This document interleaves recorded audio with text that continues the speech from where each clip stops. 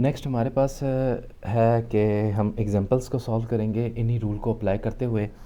तो स्टार्ट करते हैं हम एग्जांपल्स की। ये वही एग्जांपल्स हैं जो आपके हैंडआउट्स के अंदर मेंशन हैं। तो उनमें से जो एग्जांपल हम सॉल्व करेंगे उनमें से 18.1 जो पहली एग्जांपल मेंशन है आपके हैंडआउट्स में, वो है कि अगर आप डेरिवेटिव लेते हैं किसी भी एक कांस्टेंट फंक्शन का, तो वो जो डेरिवेटिव होगा वो ज़ीरो के इक्वल होगा। क्यों? क्योंकि आपके पास जो 154 यहाँ पे जो नज़र आ रहा है वो कांस्टेंट वैल्यू है। तो जब भी आप कांस्टेंट वैल्यू का जब भी डेरिवेटिव लेंगे तो उसमें कोई चेंज नहीं आएगी, यानी rate of change of a constant value always be zero. या यूँ कह लें कि there does not exist any rate of change in a constant function. इसी तरीके से हमारे पास जो नेक्स्ट एग्जांपल है, नेक्स्ट एग्जांपल में भी अब अगर आप गौर करें तो इस एग्जांपल के अंदर हमारे पास अगर नोट करें तो डी ओवर डी एक्स है, ठीक है। और स्क्वायर रूट के अंदर ये जो आपके सामने नज़र आ रही है वैल्यू, ये pi e raise to power secant of pi over 4 है। अब मैंने यहाँ पे ये एग्जांपल मेंशन करने की रीज़न ये है कि ज़्यादातर जो बच्चे हैं यहाँ पे कंफ्यूज हो जाते हैं और इसको जो पाए है उसे एज अ वेरिएबल ट्रीट करते हैं। पाए हमेशा कांस्टेंट क्वांटिटी है, तो जब आप ई भी कांस्टेंट है, कोसिकेंट ऑफ पाई बाय 4 भी कांस्टेंट है, क्योंकि पाई अगर कांस्टेंट है तो पाई बाय 4 भी तो कांस्टेंट हुआ ना।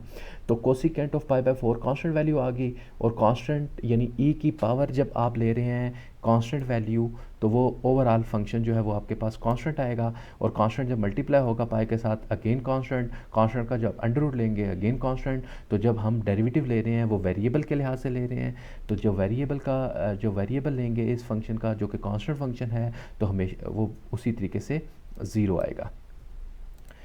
तो अब ये इस वजह से यहाँ पे इसका डेरिवेटिव ज़ीरो आ गया। नेक्स्ट हमारे पास जो एग्जांपल है उसमें आप अगर गौर से देखें तो यहाँ पे कांस्टेंट फंक्शन नहीं है। कांस्टेंट फंक्शन अगर यहाँ पे नहीं है, कांस्टेंट फंक्शन नहीं है, लेकिन उसके बावजूद जो है हमने इसका जो आंसर है वो ज़ीरो लिखा हुआ है। इसकी रीज़न क्या है? देखें, सिंपल इसकी एक रीज़न है कि आपके पास जो स्क्वायर रूट के अंदर जो भी फंक्शन है वो किस वेरिएबल का फंक्शन है? एक्स वेरिएबल का फंक्शन है, ठीक है। अगर आप रिकॉल करें अपने रूल्स को जो हमने अभी डिस्कस किए हैं पिछले लेक्चर में, तो उनमें हमने ये जो सेकंड नंबर पे रूल कहा था, हमने कहा था कि अगर आप किसी भी एक वेरिएबल किसी भी एक फंक्शन का डेरिवेटिव लेते हैं एक्स के लिहाज से, लेकिन वो जो फंक्शन है वो फंक्शन ही एक्स का नहीं है, किसी और वेरिएबल का है, तो डेरिवेटिव आपका ऑब्वियसली ज़ीरो होगा। तो यहाँ पे देखें, जो स्क्वायर रूट के अंदर सारे के सारा आपको नज़र आ रहा है फंक्शन वो एक्स वेरिएबल का तो है, लेकिन हो रहा क्या है कि हम उसे डिफ्रेंशिएट कर रहे हैं किसके लिहाज से? थीटा के लिहाज से। तो जब थीटा के लिहाज से डिफ्रेंशिएट करेंगे तो जो एक्स है, बेशक वो एक्स वेरिएबल का फंक्शन जैसा मर्जी है, वो एज अ कांस्टेंट ट्रीट होगा। तो अगर कांस्टेंट ट्रीट होगा तो ऑब्वियसली उसका जो डेरिवेटिव है वो क्या होगा? ज़ीरो। तो इसी तरीके से हम नेक्स्ट एग्जांपल 18.4 करते हैं। 18.4 के अंदर क्या कहा जा रहा है कि आपके पास एक फंक्शन है और ये फंक्शन आपके पास 3 टेंजेंट ऑफ 5x है, ठीक है। अब टेंजेंट ऑफ 5x का डेरिवेटिव क्या होता है ये हमें नहीं पता, क्योंकि हम सिर्फ और सिर्फ जो है, तो इसमें आप देखें टेंजेंट का डेरिवेटिव क्या है वो तो हमें नहीं पता। अभी हम ये नहीं जानने चाह रहे कि ट्रिग्नोमेट्रिक की जो डेरिवेटिव है वो क्या है, लेकिन हम यहाँ पे जो चीज़ देख रहे हैं वो ये देख रहे हैं कि हमने जो लॉज हैं, जो हमने अभी प्रॉपर्टीज़ पढ़ी हैं डेरिवेटिव की, वो कैसे अप्लाई होंगी। तो इस केस के अंदर अगर मैं आपको यहाँ पे शो करके दिखा सकूँ कि हमारे पास जो इसमें हम ये देखते हैं कि अगर आपके पास लेट्स सपोज यहाँ पे आप इस फंक्शन को देखें जो कि टेंजेंट ऑफ 5x है, इसका जो भी डेरिवेटिव है ये एक फंक्शन है, ठीक है। अब इस फंक्शन के साथ जो चीज़ मल्टीप्लाई हो रही है वो 3 है। ये जो आपके पास 3, अब ये 3 फंक्शन के साथ जब मल्टीप्लाई होगी तो कौन सा रूल अप्लाई होगा?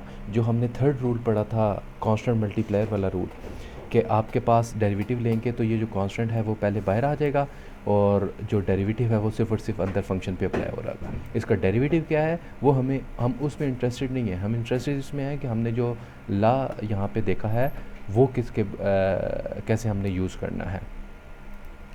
इसी के साथ हमारे पास जो नेक्स्ट एग्जांपल है आपके हैंडआउट्स के अंदर वो नेक्स्ट लॉ के बारे में है जो कि सम लॉ है।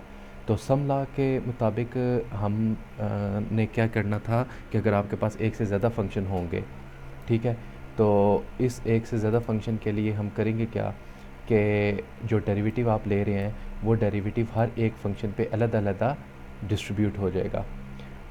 कहने का मतलब ये है कि अगर आपके पास जो सम ऑफ फंक्शन है या डिफरेंस ऑफ फंक्शन है 3 - 5 g of x plus f prime of x, तो उसका जब आप डेरिवेटिव लेंगे तो डेरिवेटिव हर एक इंडिविजुअल फंक्शन पे अलग डिस्ट्रीब्यूट हो जाएगा। तो d/dx हमने 3 ऑफ x पे लेके गए, फिर 5g ऑफ x पे, फिर उसके बाद f prime of x already यहाँ पे अवेलेबल था, हमने उसका दोबारा से डेरिवेटिव लिया, ठीक है। तो जब डेरिवेटिव लिया तो 3 का जो डेरिवेटिव है वो तो हमारे पास किसके इक्वल होता है, ये हमारे पास 0 के इक्वल होता है ना, तो ये तो 0 हो गया। तो अब जब बाकी दरमियान में ये माइनस है, माइनस एज इट इज़ यहाँ पे आ गया। तो डेरिवेटिव आगे लेंगे हम किसका, 5g ऑफ x का, तो 5 एज इट इज़ इसी तरीके से क्योंकि कांस्टेंट है, और ये जो g प्राइम ऑफ x है इसका जो डेरिवेटिव है वो आ गया, plus f double prime of x। f double prime of x क्यों आया, क्योंकि देखें f तो पहले ही प्राइम था, तो f प्राइम का जब डेरिवेटिव लेंगे तो हमारे पास f का सेकंड डेरिवेटिव आएगा, ठीक हो गया। तो इसको हम कहते हैं, जो डिनोट करते हैं वो, या हम इसे जो प्रोनाउंस करते हैं कि f double prime of x क्या है, it is a second derivative of f with respect to x। यानी आपने f का एक दफ़ा डेरिवेटिव लिया विद रिस्पेक्ट टू x, तो उसके बाद दोबारा उसका डेरिवेटिव लिया तो वो आपका सेकंड डेरिवेटिव इसका बन गया, ठीक है। इसके बाद हमारे पास अगली जो एक इंटरेस्टिंग एग्जांपल है, या क्वेश्चन आप कह लें, ये क्वेश्चन आपने घर में ट्राई करना है। इंटरेस्टिंग मैं इस वजह से इसको कह रहा हूँ कि आप अगर गौर से देखें इसके अंदर आपके पास क्वेश्चन ये है कि अगर आपके पास एक फंक्शन है r ऑफ x, ठीक है, वो t1 प्लस t2 के इक्वल है, ठीक है, और t1 की वैल्यू भी मेंशन हो गई और t2 की वैल्यू भी मेंशन हो गई। तो आपने इस t1 एंड t2 की वैल्यू को यूज़ करके आपने r prime of x find out करना है। लेकिन प्रॉब्लम ये है कि t1 की वैल्यू जो यहाँ पे गिवन है वो एक्चुअली ओरिजिनल t1 की वैल्यू नहीं गिवन, बल्कि t प्राइम की वैल्यू गिवन है। तो करेंगे आप सिंपली ये है कि हम इसको r प्राइम ऑफ x पहले फाइंड आउट कर लेते हैं।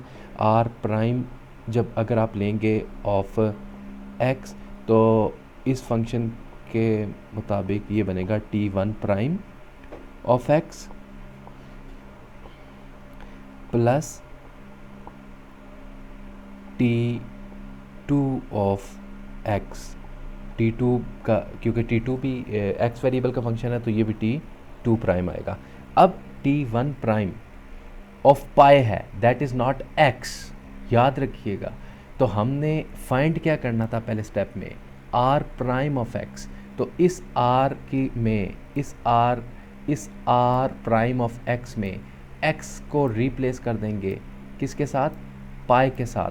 जब पाई के साथ इसको रिप्लेस कर दिया तो ज़ाहिर बात है कि यहाँ पे भी तो पाई आएगा ना, और इसी तरीके से t2 के अंदर भी पाई आएगा।